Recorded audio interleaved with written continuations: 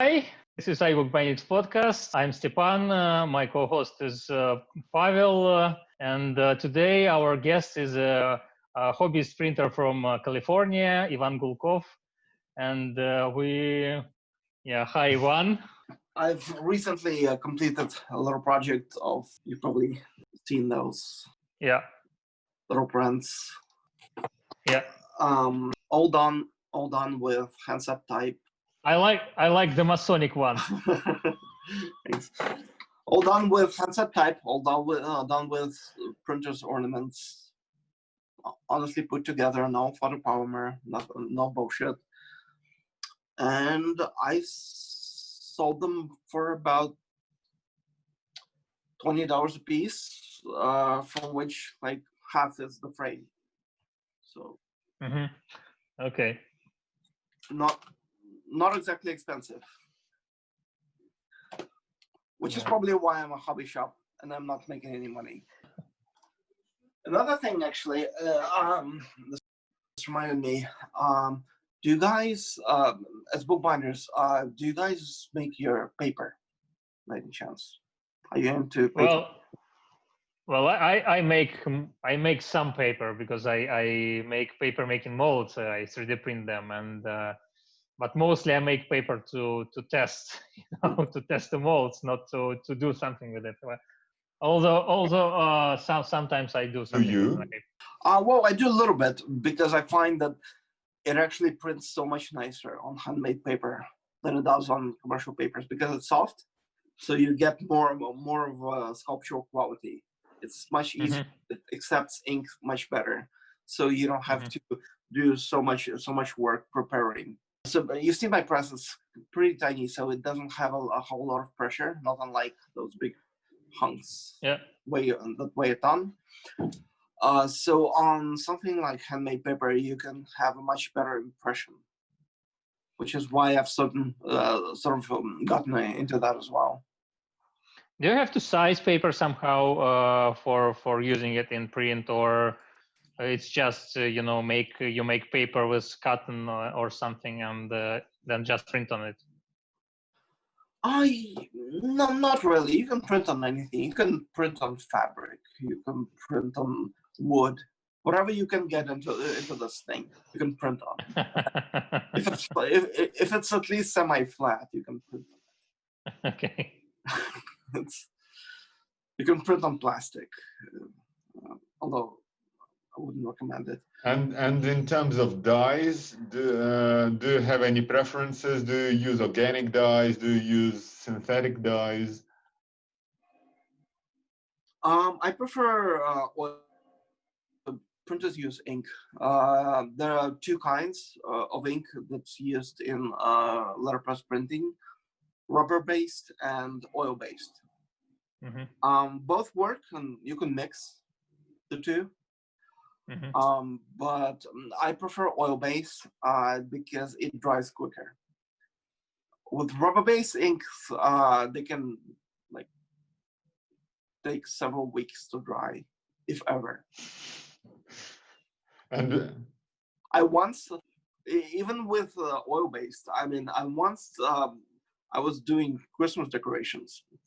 And I didn't have any oil paint available handy. There was in a box somewhere too far away, so I just grabbed some letterpress ink. Just do little touches on the decorations. Thought they would dry in like a couple of days, and I can hang them or give to people.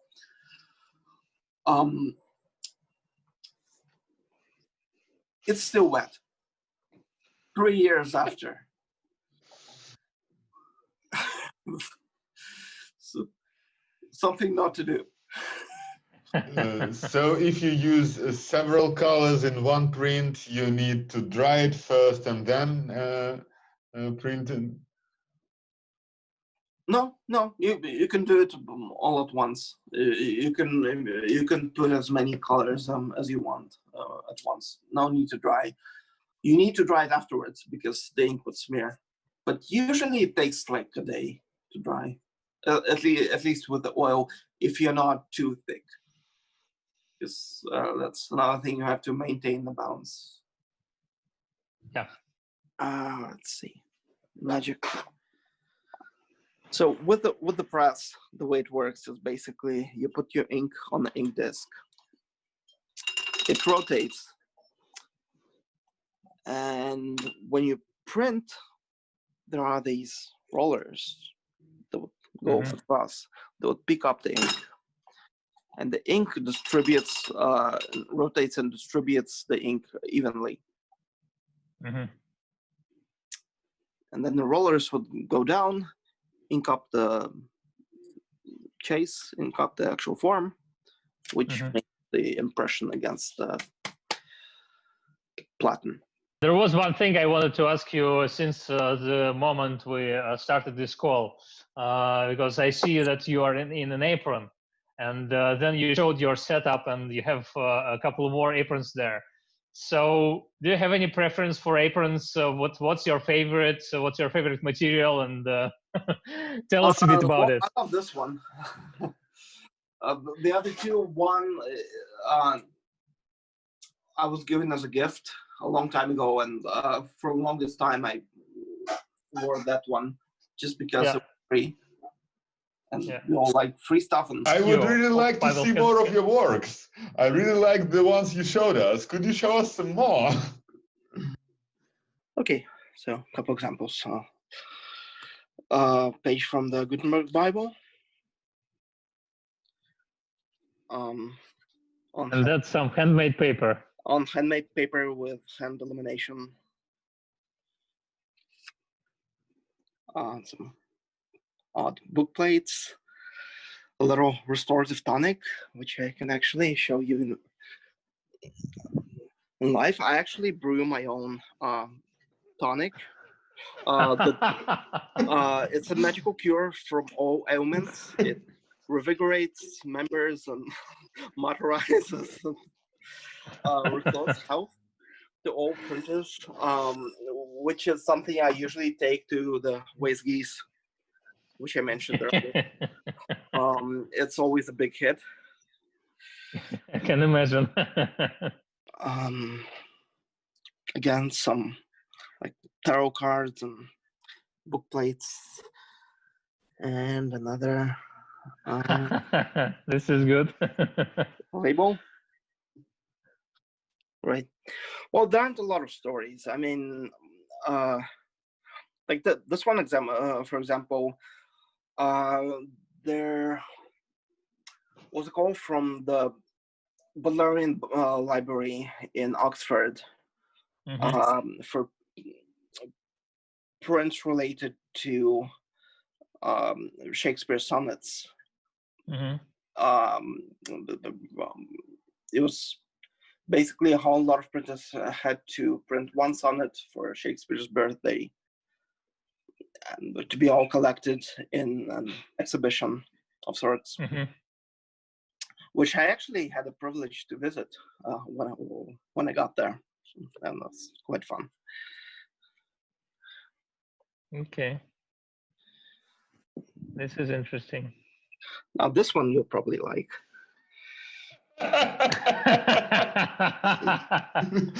Okay. That will be difficult to translate. Oh yes, very much so. Yeah, but like this one. This one would be much easier to translate. Actually, the funny thing about this one is I didn't have enough Russian fonts to print this. Yeah. So the title was actually printed in Latin characters. Okay. And I just drew a little line between the two eyes to make the proper eye. Okay. Have to be responsible. That works well with the topic we covered during our shorter podcast that wasn't posted yet. We talked about an underground communist printing house that was oh yes in Moscow in 1905 or 1906, something like that. And yeah, that I think they actually have a museum. That's exactly where I went, and we talked about it like 2 days ago. Except if we're talking about the same place, they have a problem with their press. It's assembled wrong. It would never print the way it's assembled. Okay, we needed to ask you about this press because we don't know anything about it. We could understand that it was a really small room where the press was located, and it was pretty hard to work there, but we knew nothing about the press. Was it the one? I guess you know something. Was it the one that basically had a front as like fruit salad? Yeah. That's the one. Of some Georgian guys, people from Georgia. Yeah. They had it assembled wrong. Looks like crap. Could never print. This is great. Okay. This is fun. Do you know which press they had in 1905, 1906? The one they have there right now is a Liberty, which would never fit in that space anyways. So they had something that was basically more along the lines of this kind of press, only a little bigger, which in Russia at the time was known as bastonka.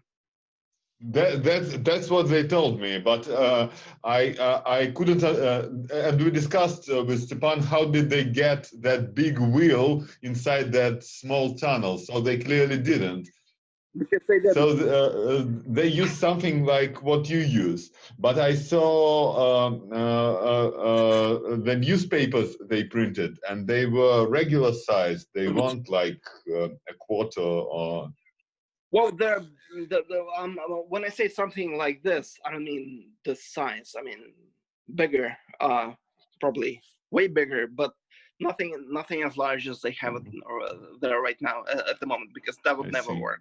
Which is why they had it assembled incorrectly. Because the original, from what I remember, the original press that they had was confiscated by the police, and it basically rusted away. Oh, this is great. You won't believe it. Just 2 days ago, we recorded this talk of ours, and we were discussing, could we possibly find somebody who knows what the model is? And here you are. Thank you so much. It's called the Liberty. The model they have right now is called the Liberty Press. I can show. I can send you videos of it actually working when assembled correctly. It's probably one of the most beautiful presses, most gracious, and in terms of its movement, it's like a dance when that thing moves. So back to pieces. Those two weren't actually printed by me, and they're my designs, but they were printed in Moscow by those same Demon press people. They are great. Oh, this is beautiful. Thank you. Oh. And this one actually, you can even, if you zoom in, you can actually see the cross stitch. Oh, wow, wow. This is so detailed. This is very, very beautiful. But then my little humble press would not be strong enough to pull something like that. Mm-hmm. Oh, those are tickets to visit my dime museum.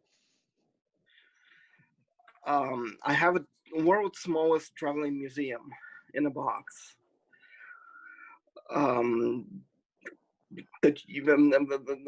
There used to be a tradition of traveling museums in America aimed at proletariats, basically. So they were filled with fakes and gaffes and stupid things like Fijian mermaids and shrunken up unicorns, and, usually accompanied with freak shows and the like. So I've made my own little tiny traveling dime museum,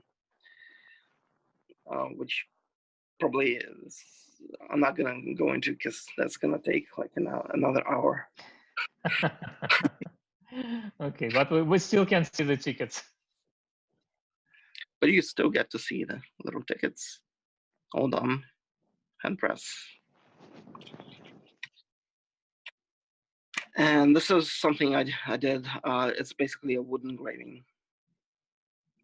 Okay. Which is rather hard to do on a little press like this.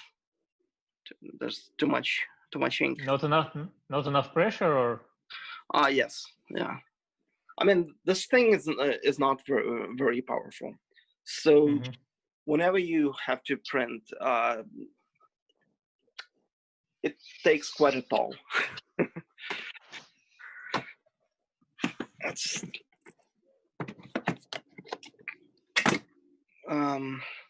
no, this one you might actually appreciate. Okay. We need to show it to. We need to show it to. Stepan actually knows the inventor of Tetris. Oh, he knows.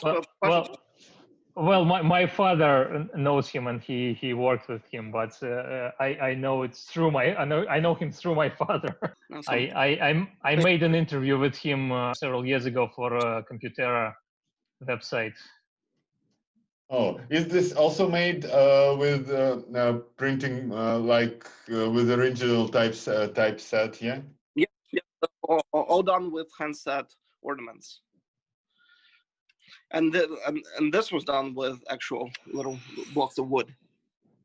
So this was actually printed in 3 colors, but made to look like 4 because of some of the colors getting on top of one another and then the lines getting stricken. Another example of something printed on handmade paper. Now this is probably the extent as far as size of what a little press like this can do. I have to say these prints on handmade paper are very, very attractive. I mean, they're objects you want to hold.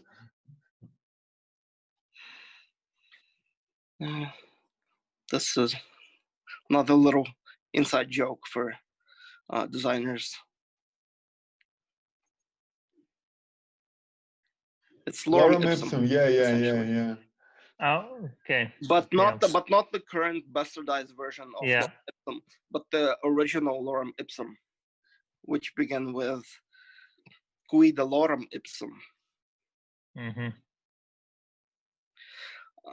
So this was basically my way of testing Garamond font, a new Garamond font I got from one of those crazy drunkard waste geese. Okay, so there's one more use of this event. Tiny newspaper. Vice is so nice. Okay. Back to underground. Another little study in ornaments and how one can arrange them. I mean, these weren't intended to be used in such a way. They were intended to be just borders, essentially, most of them. But then you find great ways to combine them and make something. It looks Gothic inspired, something William Morris would appreciate, I think. It looks like the roof of a cathedral, something like that. Well, probably the cross. Yeah. So something a little bit more modern, although it uses actual font from late 19th century, an ornamental font that you can arrange in somewhat modern pattern. Now, for something actually not done, for once, something not actually done with with handset type. So when I have to go commercial, I'm usually resorting to photopolymer. Another thing is I actually have a tiny traveling print shop in a box. So I briefly mentioned Journeyman printers and how they used to roam the land. Yep. after they ascended from their apprenticeship. Now, some of them, most of them settled down, but some of them never quite did, and remained what was known as tramp printers, who just become homeless tradesmen. What a positive idea. Now, in sort of as an inspiration for that, I made myself a little traveling print shop that you can essentially take on the road to trade shows and things.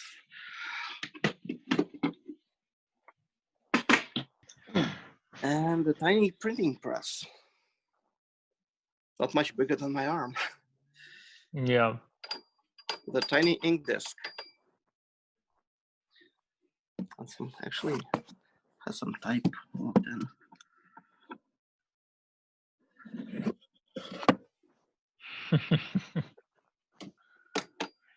Almost ready to go. That's it for today. Thanks a lot, Ivan, for talking to us and for showing your craft. Wish you a lot of luck with your future projects and with this idea of creating Scarino's font. I think it's an amazing idea. And many thanks to all of our viewers and to our supporters on Patreon. It's because of the pledges of the supporters we have money to pay for editing of these podcast videos, and that means a lot to us. Thanks a lot. Subscribe to our channel, and Bye. see you next time. Bye. Hey guys.